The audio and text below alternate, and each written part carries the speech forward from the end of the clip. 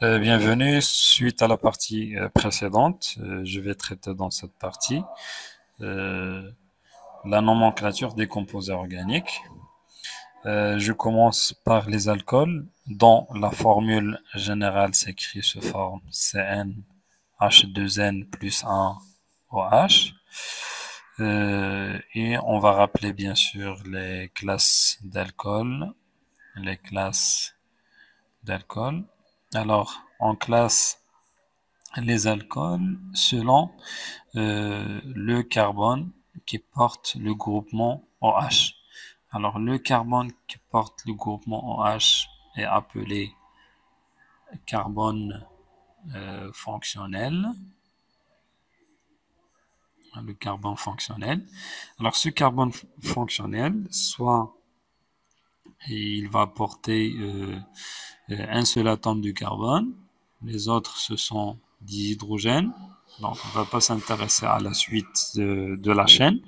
Donc, on s'intéresse seulement aux atomes liés au carbone fonctionnel. Alors, s'il s'agit d'un seul atome de carbone, donc il s'agit d'un alcool primaire. Hein, primaire. Si le carbone fonctionnel est lié à un seul atome de carbone. Alors, si le carbone fonctionnel est lié à deux autres atomes de carbone, donc l'alcool est dit secondaire. Si tous les atomes liés à ce carbone fonctionnel, ce sont des carbones, ce sont des atomes de carbone, donc c'est tertiaire. Alors, on a trois atomes de carbone. Bien sûr, un cas très particulier, c'est le cas où le carbone fonctionnel est lié à trois atomes d'hydrogène. Donc, il est classé soit primaire, et on peut trouver même dans des ouvrages que cet alcool est nullaire. Nullaire, ça veut dire que le carbone fonctionnel n'est lié à aucun atome de carbone.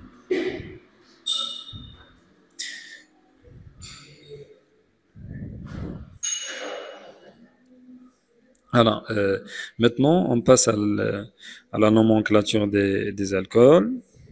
Alors, qu'il est le nom euh, des alcools d'une façon générale. Alors, d'une façon générale, l'alcool est nommé alcane, I, ol. Alors, que représente ce I? Alors, ce I représente l'indice du carbone fonctionnel.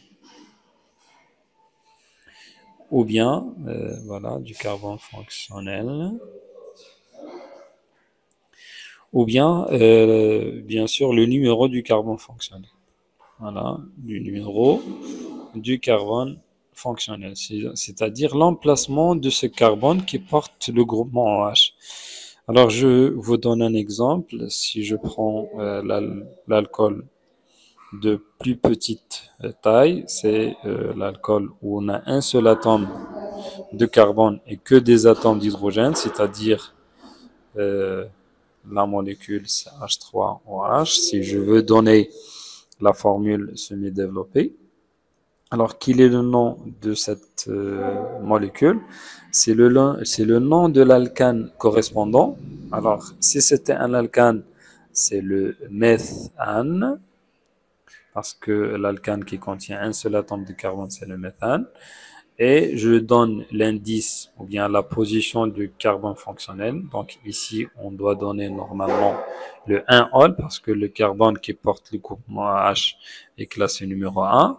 Mais puisqu'on n'a pas d'autre choix pour l'atome ou bien pour la molécule qui contient un seul atome d'oxygène, plutôt de carbone, donc c'est pas nécessaire d'ajouter cet indice-là. Tout simplement, c'est le méthanol.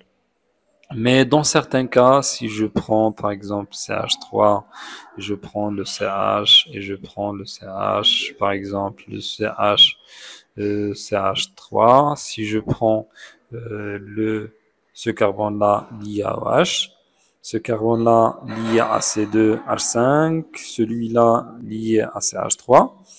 Donc, on va suivre les mêmes étapes que précédemment. Alors, l'étape suivante, c'est de repérer la chaîne principale. Bien sûr, on ne doit pas choisir une chaîne qui ne contient pas le carbone fonctionnel. Donc, la chaîne, normalement, doit comporter ce carbone. Ce qui fait, soit je vais choisir cette chaîne-là, voilà, ou bien je peux choisir, par exemple, cette chaîne-là. Donc, ces deux chaînes contiennent 5 atomes de carbone. 1, 2, 3, 4, 5. Alors, on va pas compliquer les choses. Donc, je vais prendre la chaîne dont les carbones sont disposés horizontalement. Je repère les radicaux. Donc, on a deux radicales. Un radical qui comporte un seul atome de carbone, c'est le méthyle. Le radical qui contient deux atomes de carbone, c'est le éthyle. Et bien sûr, ce groupement-là, c'est ol. Hein, c'est le terme qu'on va mettre à la fin du nom de l'alcool. Alors maintenant, reste à compter le nombre ou bien à numéroter les atomes de carbone. Alors soit je prends la numérotation de gauche à droite, voilà, ou bien de droite à gauche. Alors si je prends de droite à gauche, numéro 1, le numéro 2, le numéro 3, le numéro 4 et le numéro 5. D'une façon générale, donc pour respecter les règles de la nomenclature, donc le groupement OH doit avoir le plus faible indice. Alors, dans les alcools, on ne va pas s'intéresser aux indices des radicaux, mais plutôt à l'indice du carbone fonctionnel. Donc le carbone fonctionnel est classé en deuxième position, donc je dois terminer par 2 ol. Et par suite, le éthyle serait en position 3 et le méthyle serait en position 4. La chaîne principale, le nom de la chaîne principale, puisqu'il s'agit d'une chaîne qui contient 1, 2, 3, 4, 5, donc c'est le pentane. Alors, quel est le nom de ce composé-là? Alors, on termine par le nom de la chaîne principale, pentane, et je mets l'indice ou bien la position du carbone fonctionnel, ol, et on commence par le éthyle parce que le E est classé avant le M dans l'ordre alphabétique. Alors je dois commencer par 3 éthyle, puis je vais mettre 4 méthyle, voilà, pentane de ol. Vous voyez que c'est très simple de nommer les alcools. Donc il suffit de, bien sûr, de maîtriser la nomenclature des alcanes.